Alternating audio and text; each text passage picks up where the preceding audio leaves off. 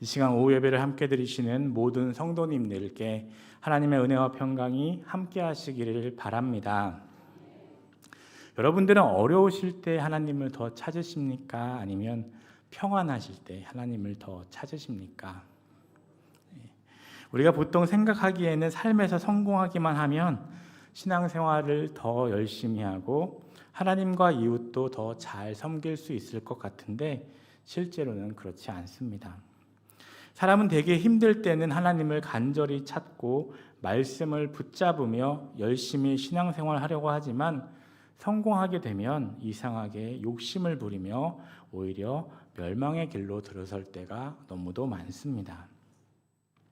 그래서 우리는 정기적으로 하나님의 말씀을 통해 자기의 위치를 확인하며 살 필요가 있습니다. 그러면서 조금이라도 잘못된 길로 빠지려고 하면 그때 바로잡아야 합니다. 우리는 삶에서 어느 정도 일이 잘 풀린다고 느낄 때, 또 안정되어 간다고 생각될 때 더욱더 조심해야 하는 것입니다. 오늘 본문 말씀은 출애굽 이후 이스라엘 백성이 가나안 땅에 와서 싸워서 어느 정도 그 땅을 정복했을 때 그들의 리더인 여호수아가 백성에게 하나님의 말씀으로 권면한 내용입니다. 이 말씀이 중요한 것은 이때가 이스라엘 백성들이 가나안 땅을 거의 다 차지한 때이기 때문입니다. 이제 이들이 가나안 땅의 주인이 되었습니다. 물론 아직 민족들이 좀 남아있긴 하지만 이것은 자기들이 원하는 것을 이룬 때라는 것입니다. 자기들이 그토록 원하던 것, 하나님께서 약속해 주신 그 가나안 땅, 옛날 조상 아브라함과 이삭과 야곱이 살던 바로 그 땅, 내가 이 땅을 너희에게 주겠다 하셨던 바로 그 땅을 이제 들어와서 차지한 때입니다. 바로 목표를 이룬 때라는 것입니다. 이때까지 이스라엘은 오로지 가나안 땅을 차지하는 것에 삶의 목표를 두었습니다. 그들은 가나안 땅을 정복하고 살기 위해서 이때까지 광야의 고통을 견뎠고 전쟁을 견뎠으며 힘든 삶을 견뎌왔습니다. 그런데 이스라엘 백성은 드디어 그 가나안 땅을 차지한 것입니다. 마침내 그들의 목표가 이루어진 것입니다. 1절 말씀입니다. 여호와께서 주의 모든 원수들로부터 이스라엘을 쉬게 하신 지 오랜 후에 여호수아가 나이 많아 늙은지라. 그런데 인간에게 가장 위험한 때가 바로 이런 때라는 것입니다. 가난하거나 힘들 때는 성공을 목표로 잡아서 인내하며 그것을 이루기 위해서 열심히 노력합니다. 그러나 목표를 이루고 성공하거나 출세한 다음에는 어떻게 됩니까? 내가 그동안 바라던 목표가 이루어졌으니까 더 이상 추구할 목표가 없어진 것입니다. 오늘 본문의 이스라엘 백성이 바로 그럴 때였습니다.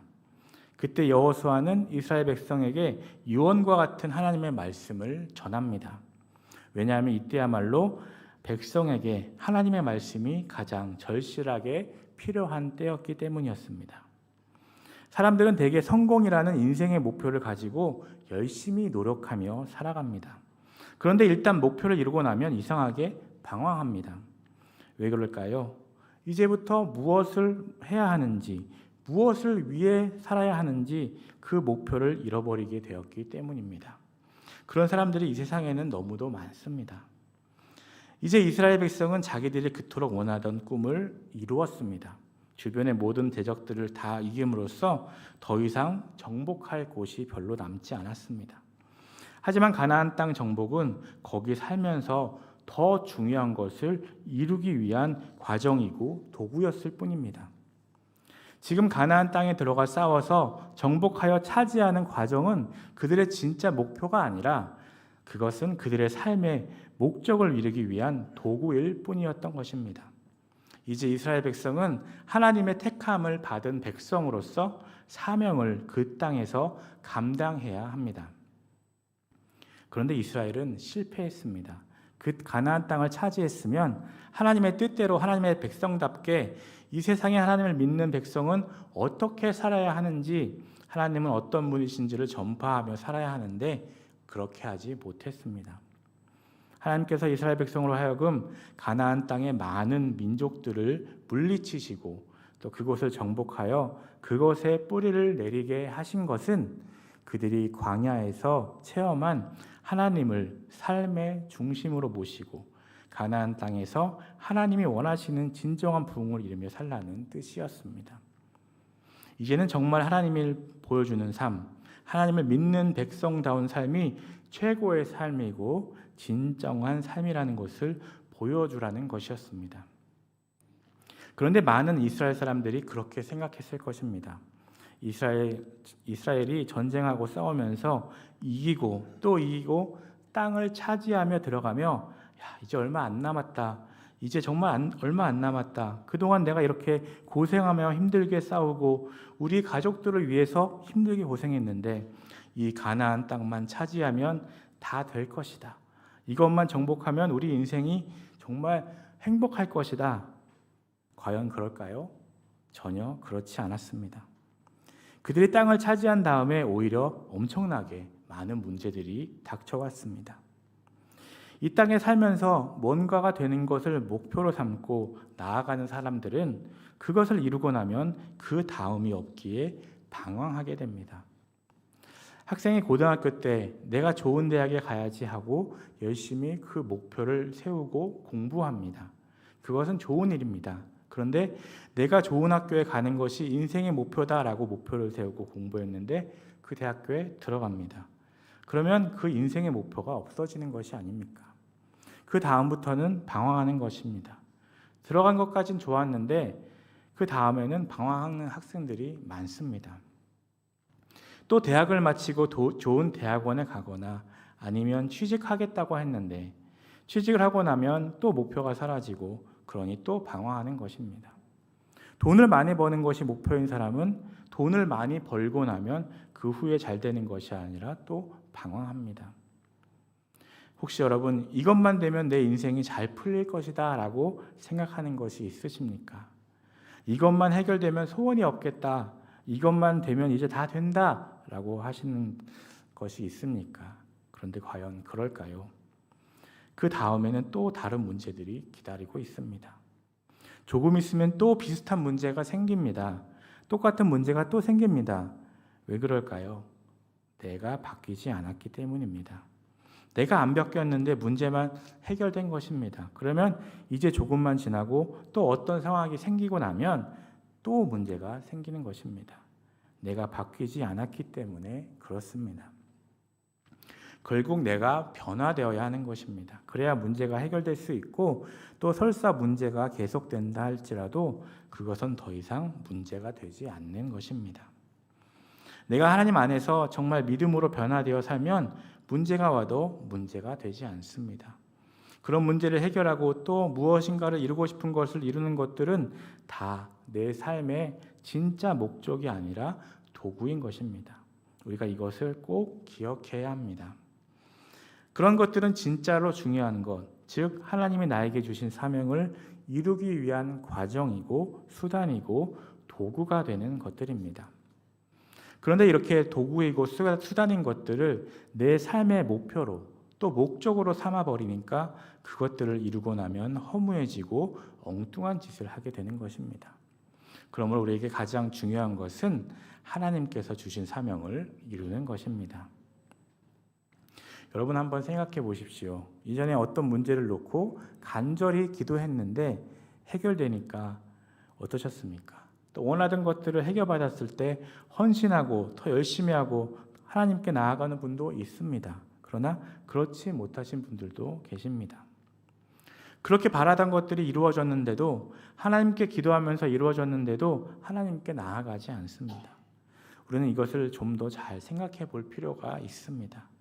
결국 내가 바뀌어야 문제도 해결되는 것입니다. 여호수아는 이제 가나안 정복이라는 목표를 이루고서 자만하여 느슨해져 있는 이스라엘 백성에게 하나님의 백성이 나아가야 할 길은 이제부터임을 분명하게 말합니다.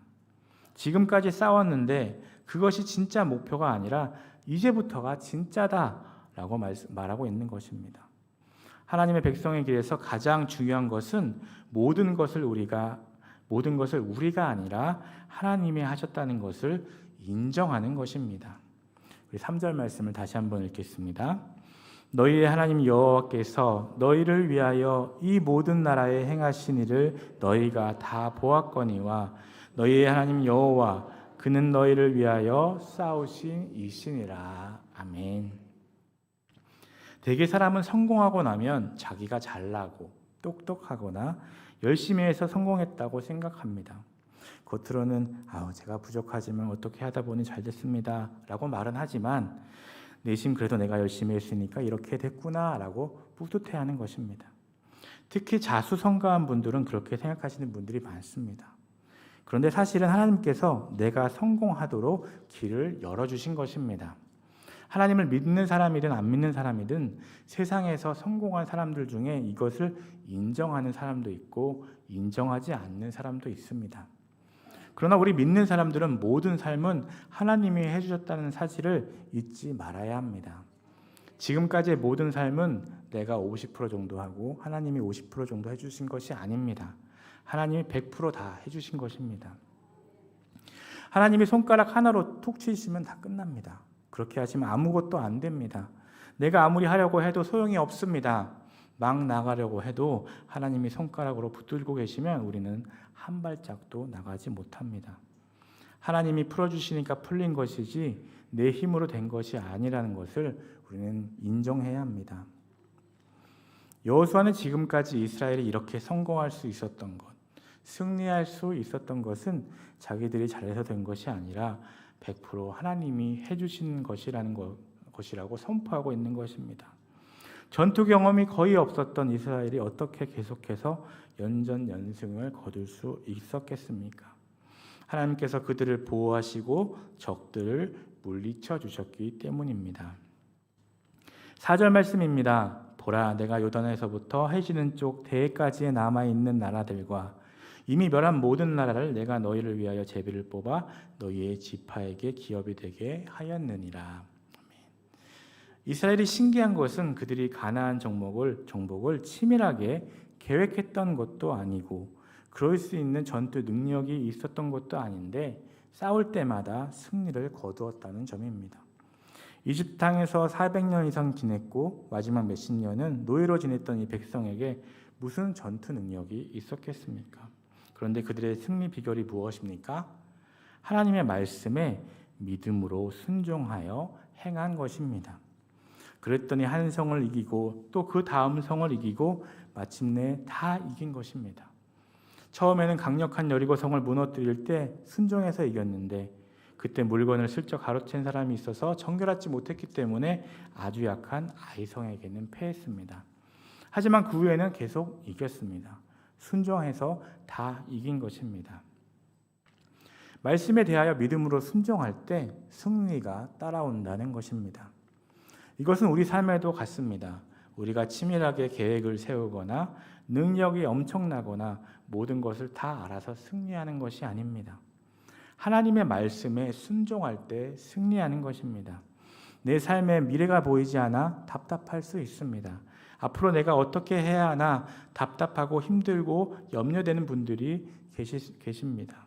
그런데 우리는 미래를 다 알지 못합니다. 그러면 누구에게 나아가야 합니까?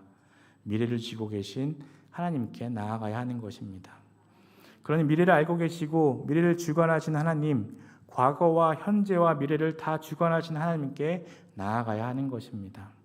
내가 미래를 모르니까 그분을 찾게 되고 또 기도하게 되고 그래서 그분의 말씀을 읽고 묵상하며 그것들을 붙들고 믿음으로 순종하려고 나아가는 삶이 되는 것입니다. 그래서 그것이 축복인 것입니다. 그런데 그렇게 할 때 놀랍게도 하나님은 우리의 인생을 한 걸음 한 걸음 인도해 주시는 것을 우리가 경험하게 됩니다. 우리가 하나님의 손을 놓는 것이 문제이지 하나님은 결코 우리를 놓고 계시지 않습니다. 사실 하나님은 우리를 계속 붙들고 계십니다. 우리는 하나님의 손을 놓을 때가 있지만 하나님은 계속 우리를 붙들고 계십니다. 나는 정확한 계획이 없더라도 하나님은 내 인생을 향한 계획을 갖고 계시기 때문에 하나님의 말씀대로만 따라가면 절대로 실패하지 않습니다. 세상의 눈으로는 실패라고 할 수 있지만 하나님의 눈으로는 실패가 아닌 것입니다. 한번 잘 생각해 보십시오. 정말로 하나님의 말씀대로 순종해서 나아갔을 때에 어렵습니까? 아니면 하나님 말씀대로 하지 않고 내 생각, 내 상식대로, 내 경험대로 하기 때문에 어렵습니까? 지금 이스라엘 백성은 가나안의 주력 부대를 다 물리쳤지만 아직 가나안 민족을 전부 다 그 땅에서 몰아낸 것은 아니었습니다. 그러나 여호수아는 하나님께서 자기들을 위해 결국 다 해주실 것이라고 담대히 선포합니다. 5절 말씀입니다. 너희 하나님 여호와 그가 너희 앞에서 그들을 쫓아내사 너희 목전에서 그들을 떠나게 하시니 너희 하나님 여호와께서 너희에게 말씀하신 대로 너희가 그 땅을 차지할 것이라. 아멘. 이때 이스라엘의 입장으로 보면 막막할 수 있었습니다. 분명히 이 땅을 주겠다고 약속하셨고 또 실제로 그 땅을 차지했지만 아직도 남아있는 가나안 족속들을 어떻게 몰아내야 할지 막막한 상황이었습니다. 사실 우리에게 두려운 것도 바로 이런 것입니다. 하나님께서 지금까지는 잘 이끌어 주시고 도와주셨는데 앞으로 남은 과제는 어떻게 해야 되나? 앞으로도 인도해 주실까 하는 것입니다. 그러나 우리는 미래에 대해 하나님의 인도하심을 의심할 필요가 없습니다.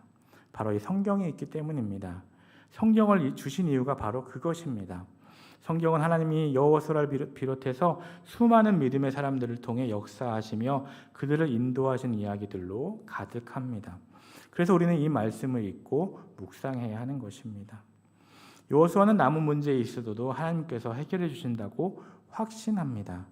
아직 해결된 것은 아닙니다. 그러나 확신하며 선포하고 있습니다. 그런데 가나안 족속들을 몰아내고 완전히 승리하는 가장 좋은 방법이 무엇입니까? 6절 말씀을 함께 읽겠습니다. 그러므로 너희는 크게 힘써 모세의 율법책에 기록된 것을 다 지켜 행하라. 그것을 떠나 우로나 좌로나 치우치지 말라. 아멘. 바로 이것이 여호수아가 지금까지의 가나안을 정복해온 비결입니다. 이 말씀은 처음 여호수아 1장에서 여호수아가 모세를 이어 막 이스라엘의 리더가 되었을 때 하나님께서 주신 말씀 그대로입니다. 여호수아가 전쟁에 능한 장수라 이긴 것이 아닙니다. 그가 무슨 기적을 행한 것이 아닙니다. 여호수아는 우리와 똑같이 연약한 사람이었지만 그는 주님의 말씀을 항상 읽고 묵상했습니다. 하나님이 하라고 하신 대로만 믿고 따라가며 순종했습니다.